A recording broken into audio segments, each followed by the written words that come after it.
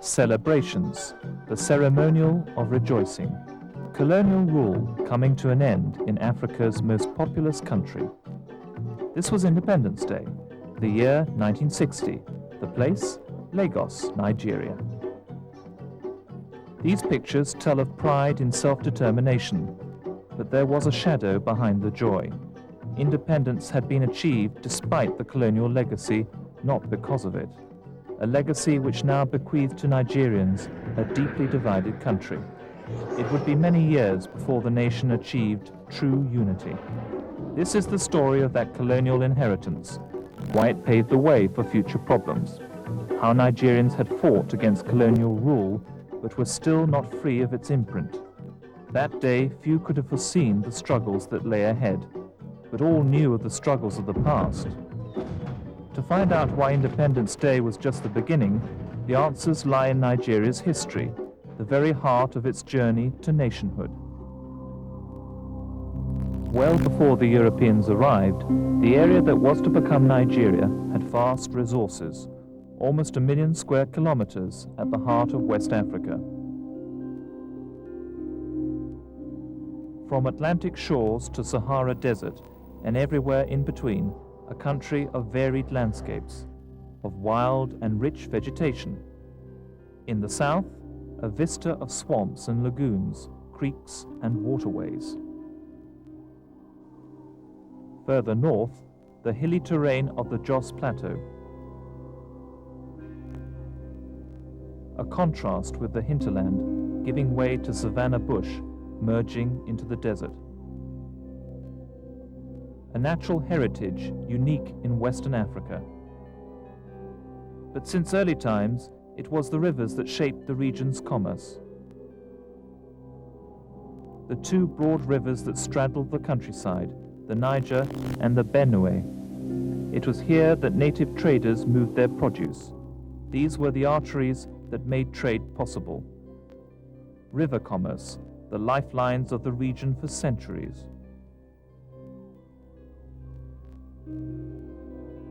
People here were divided along tribal lines, with a history of great empires and city-states. Fulani and Hausaland in the north, Yorubaland in the west, Iboland in the east. But behind these broad divisions lay a teeming diversity of tribes and peoples, over 250 ethnic groups, hundreds of languages and dialects. Today's Nigerian culture was formed in the centuries before foreign traders came. Geography shaped its cultural diversity. In the north, the pull of Islam and sub-Saharan commerce. Structured societies under kings and emirs, providing security for their traders. Strong hierarchies, organizing all aspects of their kingdoms, regulating political life and social and economic customs.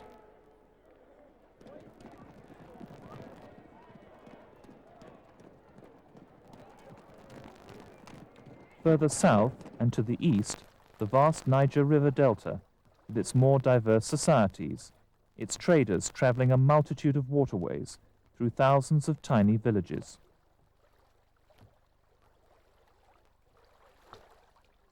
Ruling the villages were councils of elders. There were no kings in these parts. The traders bartered with tribes in the hinterland, fish and salt against vegetables and tools. Further west, the vast centralized kingdoms of the Yoruba and Benin. Kingdoms but still diverse peoples.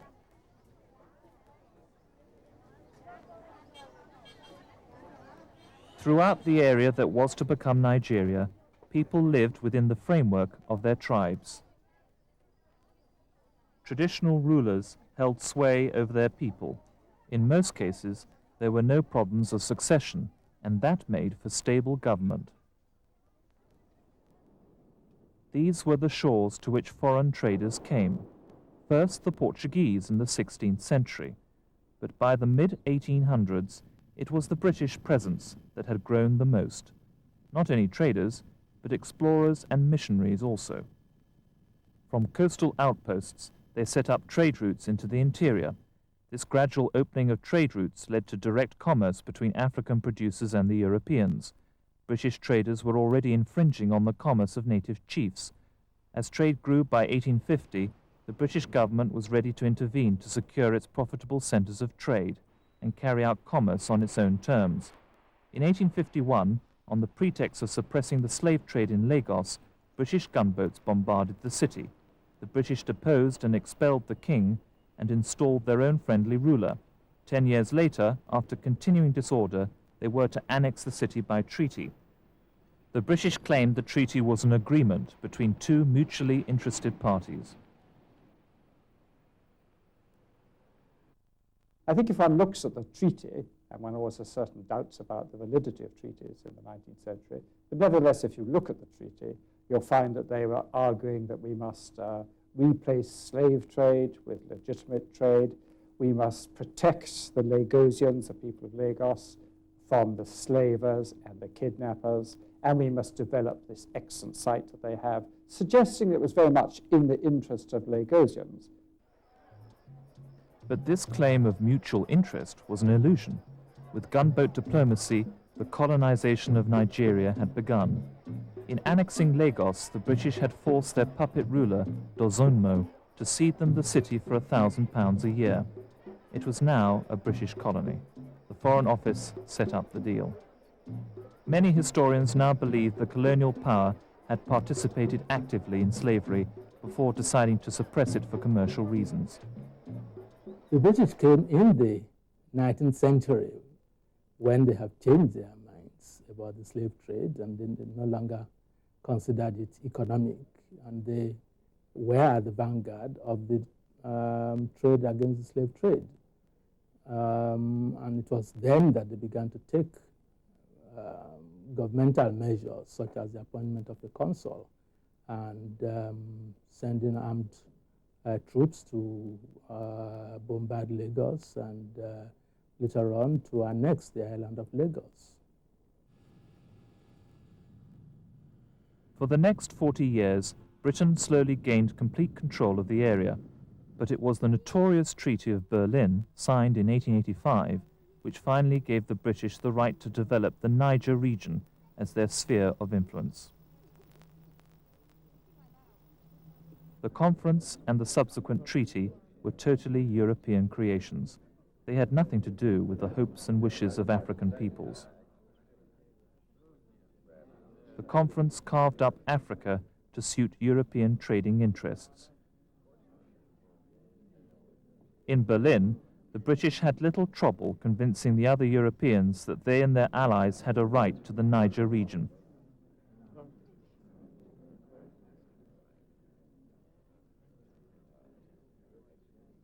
The really cynical aspect of the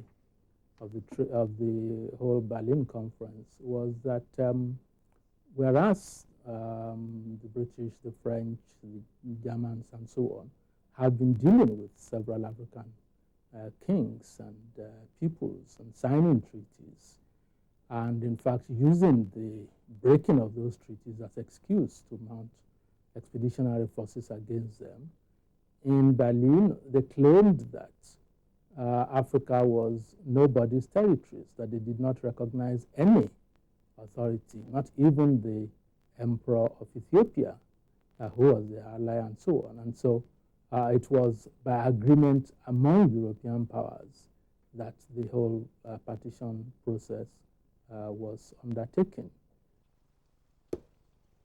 The conference had given the British the green light to organize and protect their trading in the crops of the Niger area. The British wanted to save on costs of administration, so they asked trading companies to administer the areas where they operated. In the north, they were to protect the trade in groundnuts. In the west, the export crops were rubber, cotton, and cocoa, and in the Niger Delta, it was palm oil for European soaps and creams that made the traders wealthy. And so the system of protectorates took root in Nigeria towards the end of the 19th century. It was a system that was to further British trading interests, and it was open to abuse. When in 1886 the Royal Niger Company was granted a charter to administer its area, it was told not to seek trade monopolies, and yet it did just that, while consolidating British influence and control. The company, under Sir George Goldie, was accused of using its charter to set up a monopoly. It excluded local traders through heavy fines and fees for administration. Another cynical aspect of this was that they were talking in terms of free navigation on the Niger and the Congo, whereas in fact Goldie, who was the one running around, was in fact at that particular time busy consolidating his monopoly and excluding even African traders who had pioneered the trade on the Niger, so that by the end of this, he managed to obtain a charter to run the place and to the exclusion of everybody else. By now, many Nigerian chiefs were under pressure to sign treaties accepting British rule. British representatives would depose chiefs who refused to cooperate. But there was opposition, as local rulers sought to protect their trading interests. The story of Jar Jar of Opobo symbolized the repression faced by native rulers who refused to toe the line, but it also showed the depth of resistance. Jar Jar's business acumen annoyed the British. He was so shrewd a trader that he very easily took a lot of the markets that Bonny chiefs used to run, and he proceeded to establish his own sphere of trade, and proceeded to exclude all the British traders who would not deal directly with him and wanted to either deal with the other houses in Bonny or wanted to themselves to go to trade directly with the people. And it was because of this that he fell foul of the British, and he was tricked on board a ship and taken to Ghana and to the Gold Coast, where he was tried and exiled. Jar Jar was never to see his homeland again. When he was finally allowed to return home, he died en route. The influence of the British was growing. The southern protectorates coalesced into political units. By the 1890s, they had rudimentary governments. They had customs departments, medical and postal services, and even a small army.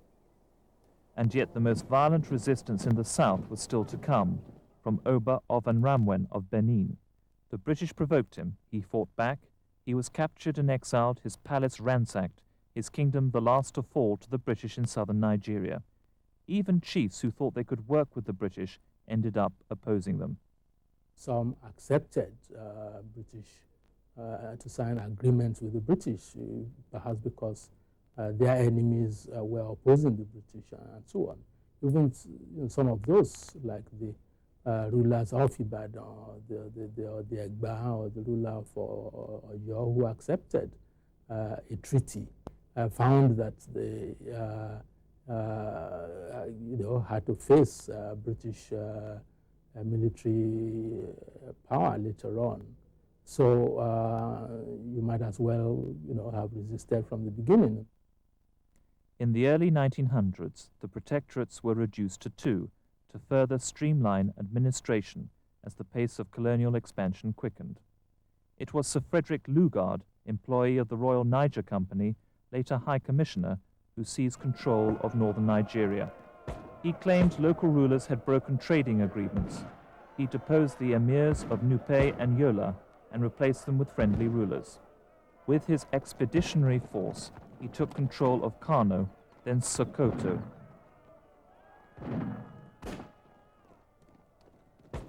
The Sultan of Sokoto, Atahiru, escaped. He was pursued by the British 900 kilometers to Burmi. There, Atahiru was defeated and killed. The huge Sokoto Caliphate in the north was now under British control. Colonization of Nigeria was now complete. Lugard and other British officials were now ruling through traditional authorities. They simply didn't have enough staff nor money to rule directly. This system of indirect rule worked best in the north, where the High Commissioner actually appointed emirs. The British cloaked its economic expediency with moral justifications.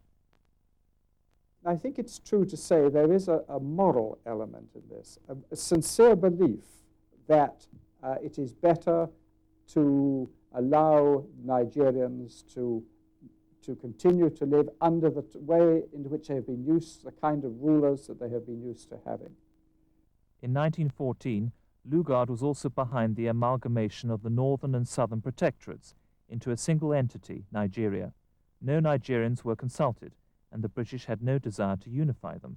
They did want to simplify administration and allow the north to share in the trading wealth of the south. Unifying the railway system had been one important motive, and long a dream of Lugard's, to open up the north and increase trade by linking the two competing railway lines. One line was being extended to Kano and Baro on the Niger. It would eventually link with another from Port Harcourt. Amalgamation made commercial sense, but it did Nigerians no favors. The basic thing was that its objectives were limited to British interests, namely to govern these people as cheaply as possible.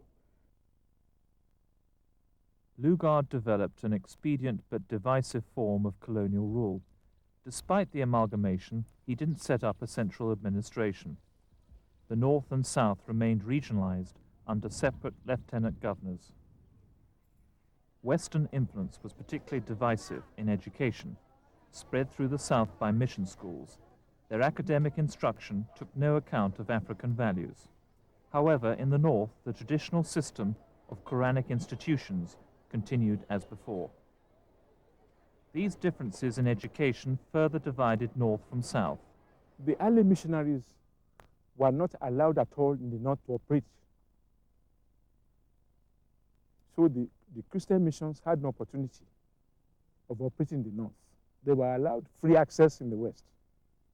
Therefore, it was easy for Quranic schools to start in the north. Quranic schools, which were schools along with their religion, it was easy. Something which they had been doing before and which at the material time became a system which had to be given force of law. Whereas in the south, the missionaries had already started evangelization. And along with evangelization, they started schools. Schools to train evangelists, ministers of religions, and clerks and things like that. So all the various missions, the Catholics, the Anglicans, the Methodists, and so on, they started their schools. So between us here and the north, there were two separate systems. After the turn of the century, the various peoples of Nigeria mixed in the new towns that grew with trade and administration. But with the British had come bureaucracy and a need to identify people to meet official classifications. This labeling would underline divisions within Nigerian society. Diverse people were encouraged to think of themselves in terms of the main tribal groupings. The colonial system itself certainly encouraged people to identify themselves as Yoruba. I mean, you have to fill forms and declare what your tribe was. And, you know, in those places, the ethnic identities, and there were usually new types of identities that were came with the necessities of the colonial period. Many of the urban areas were mixed, but people within those urban areas identified themselves at different levels. But when it came to a place like Lagos, when the Yoruba had to confront the Igbo in competition for jobs and so on, then you identify yourself as Yoruba and the Igbo as Igbo, and you know that those kinds of identities became much sharper and much more confrontational as the colonial period wore on. After 1914, traditional society came to be transformed by Western influences. In the north, Lugard now introduced indirect rule on a large scale. There, the emirs remained responsible for tax collection and the courts in a traditional structured society. Elsewhere, the system worked for a time through paramount chiefs, but where there were no such rulers, the British simply created them. These warrant chiefs commanded little respect. Popular resentment grew while the British were now reaping the financial rewards of amalgamation. Let me just stress the fact that, of course, it was a typical example of British colonial policy, which continued right until 1949 to the Colonial Development and Welfare Acts, that every colony must pay for itself. Nobody's going to get an imperial grant in aid, which Northern Nigeria was getting. So if you put these two protectorates together, you're going to save manpower, you're going to make it more economically viable. This would be one of the real rationalizations of it. But the British administration paid no heed to the wishes of Nigerians. Expectations. There was no idea of consulting with Nigerians as Nigerians, or not even with southern Nigerians or northern Nigerians. In 1914, the Ijemo massacre was to be a symptom of the deep resentments caused by the British.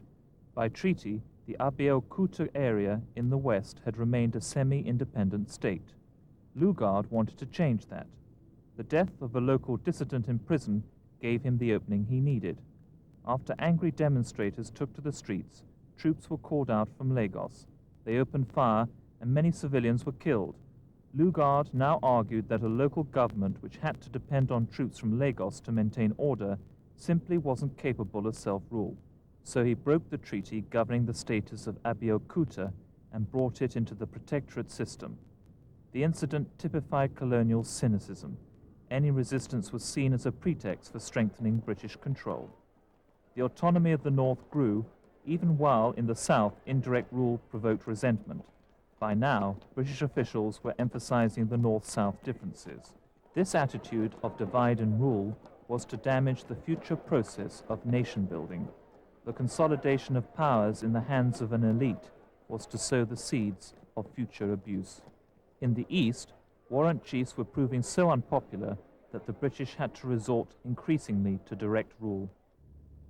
And yet, after the First World War, a national consciousness slowly began to emerge, a growing sense of national identity. Despite the divisions nurtured by the colonial power, the creation of a single Nigeria was giving birth to a nascent nationalism. The new nationalists were no longer thinking in tribal terms. They didn't yet seek independence for Nigeria, but they were demanding a say in running their own country. The first movements were Pan-African, grouping the separate nationalisms of different African colonies. Accra, Ghana, 1920, the site of the founding of the National Congress of British West Africa. It demanded that Africans should sit on legislative councils in each British West African territory, including Nigeria. Among those attending the founding conference was the Nigerian nationalist Herbert Macaulay. These early nationalists were roundly denounced. The Governor-General at the time, Sir Hugh Clifford, believed a centralized nation could never integrate Nigeria's diversity. In a speech, he attacked the idea of a unified Nigeria in terms that were a pretext for the continued policy of divide and rule.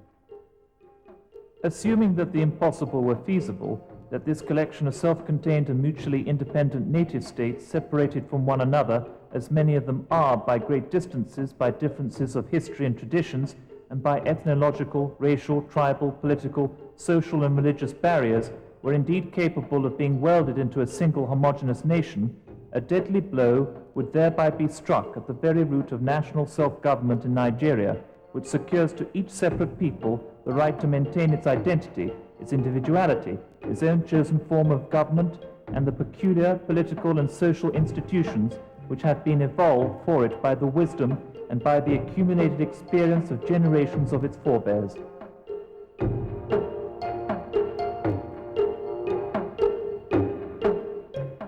Shortly after this speech in 1922, Clifford did introduce a new constitution. It entitled Africans to 3 seats on the 46-member Lagos Legislative Council. Some historians still claim that this represented a genuine change of heart by Clifford, a colonial change of attitude. in which there is talk of the sacred trust of colonies. There is talk about the responsibility of colonial powers being to hold people's hands, and then the actual word, until they can stand on their own feet. Paternalistic, if you like, very, but nevertheless a move suggesting that after World War I, the whole questioning of what colonies is about is being looked at under, if you like, the remote but nevertheless real eye of the League of Nations. But Clifford's meagre concessions were, to most observers, nothing more than a sop to nationalist opinion at the time. I don't think he changed his mind. If he did, there wasn't much evidence, even in that constitution, that he foresaw Nigeria as one political entity within the foreseeable future. Nevertheless, it was the prospect of seats on the Lagos Council that led Herbert Macaulay to form the Nigerian National Democratic Party.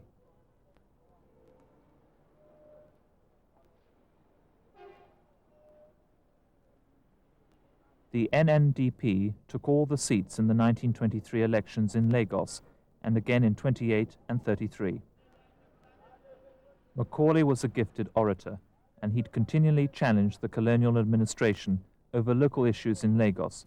By the 1930s, his stand was to pave the way for a new nationalist movement. The Lagos Youth Movement was the first to demand self-determination. It was founded by Dr. Nnamdi Azikiwe. I introduced the idea of one Nigeria, one Nigeria. And what happened was that in 1938, as I was explaining earlier on, it was the Lagos Youth Movement. So I appealed to my colleagues that Lagos was all right. Yes, Lagos is the basis, is the capital, is the capital of Nigeria. And Lagos also is the homeland of many multilingual groups in Nigeria. So that Lagos Youth Movement was all right. But what we wanted was to create a spirit of nationalism. And so we should change it from Lagos Youth Movement to Nigerian Youth Movement. It was agreed. By the 1940s, there was still little communication between educated Nigerians and the colonial government. For the British, seeking out friendship with a Nigerian was considered unsound behavior. Nigerians may have been working daily alongside the British, but that didn't stop them being banned from bars and clubs, a practice which continued up until the 1950s. The British had problems relating to the very people they claimed they'd educated to such a high standard. One British schoolteacher in those early days was Jean Boyd. I went to dinner parties with the senior district officers and other members of what was then the establishment, and I never met any Nigerians there at all. World War II was to change attitudes. Many Nigerians fought alongside people from other nations. They experienced the egalitarian influence of war. They absorbed the language of freedom and justice used to fight the oppression of dictatorships. At home and abroad, Nigerian soldiers served as equals together with Europeans. Barriers had broken down under the stress of conflict. After the war, it would be hard to accept the old divisions. A new set of horizons opened, one that included an independent Nigeria. Nigerians felt they'd invested in Britain's war effort. Now Britain should invest in their aspirations.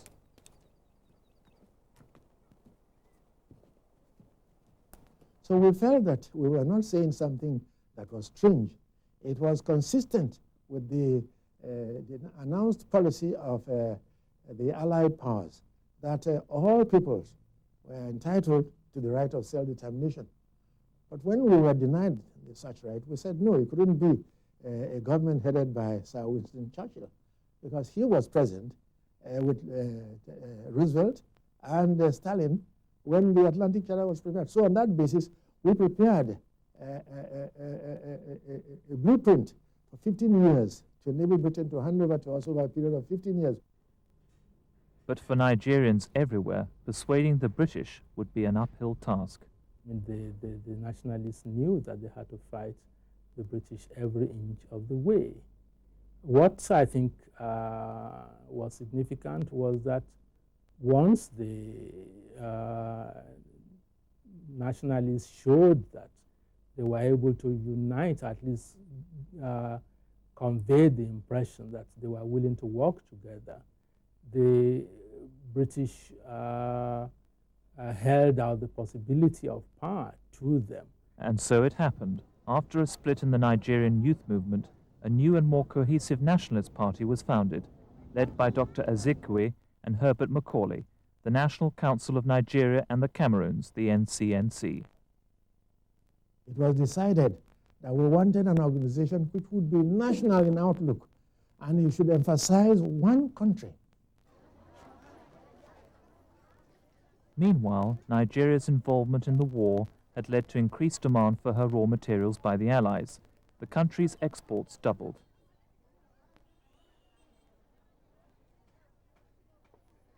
But even during the war, the British seemed interested in promoting trade that would benefit them rather than Nigeria's economic development.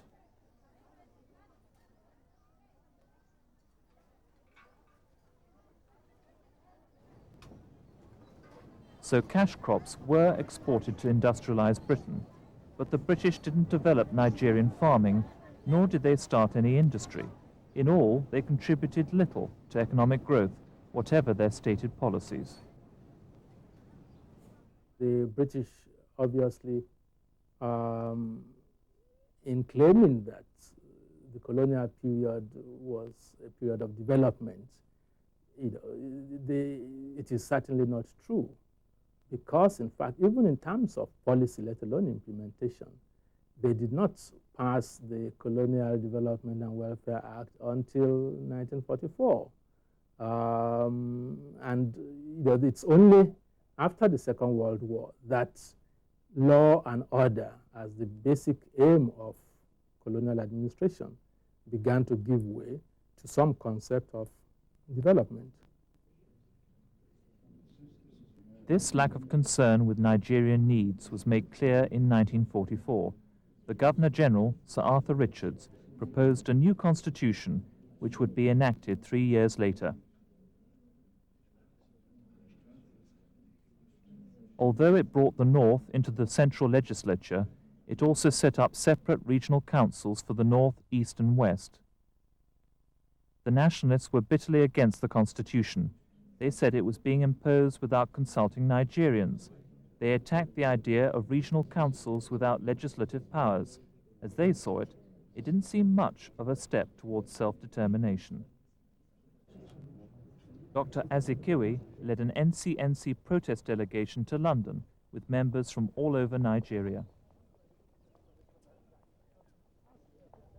To the United Kingdom as delegates of the National Council of Nigeria and the Cameroons, chosen by our people in order to demand for a more democratic constitution, to modify 4 laws affecting our lands, minerals and chiefs, and to request the British government to grant us more political responsibility to enable us to take an active part in the management of our affairs within the framework of the British Empire. But the reason why we opposed it was that they introduced the element of regionalism. We said if we have regionalism, then it means those from the north will feel that they are different from the south, and the south will feel likewise, and those from the east and the west, and will not have that unity of purpose. The delegation got little response from the British government. We felt that since Labour was in power, and Labour had promised the colonial territories that they would improve their status, that we would be received by Labour as friends. But later we found out that although that was a part of their internal politics, but that they kept to British policy not to grant independence until Britain was willing to grant same. So the British hadn't changed their position. There was a lively public debate over the constitution. There were some who went along with it.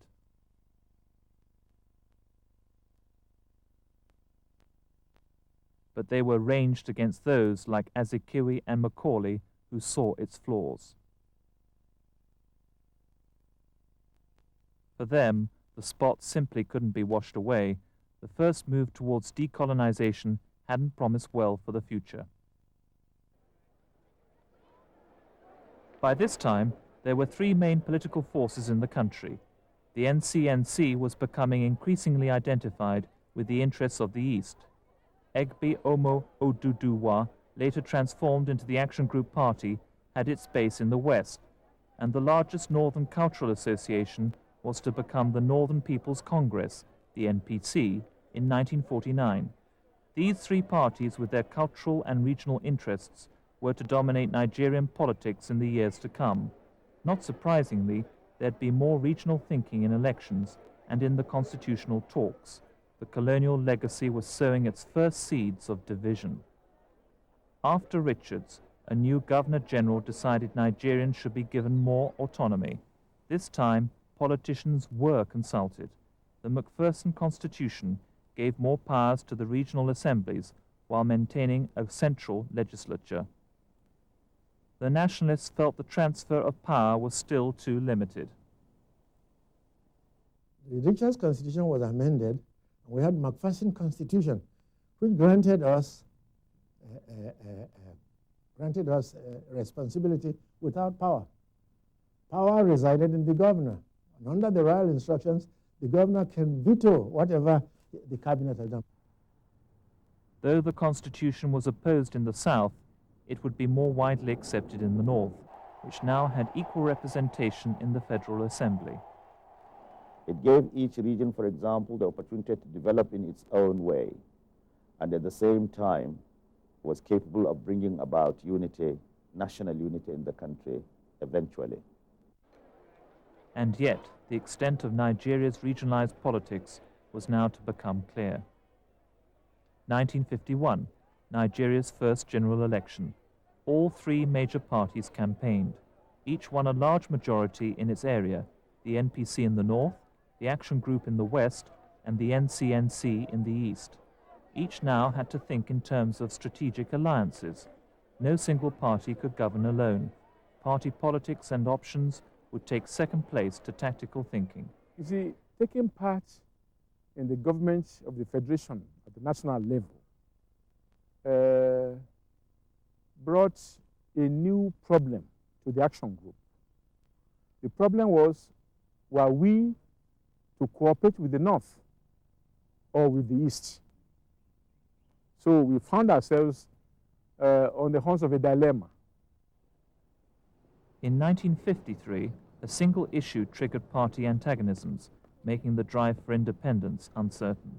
The northern members of the legislature felt they couldn't support a motion for self-government by 1956 because the North wasn't ready. Emotions ran high. Macpherson's constitution hadn't foreseen that the regions would differ about how much autonomy they should have. A new and lasting solution was needed. The Macpherson model would have to change. I think that there was a crisis in Nigeria after the 1953 motion for self-government. I think looking back, some people might feel that that motion was unwise and that the southern parties should have been more willing to discuss with the Northern People's Congress and come to some kind of understanding or compromise. But having gone ahead to move the motion against the opposition of the North, the whole future of Nigeria was, as it were, put under question mark.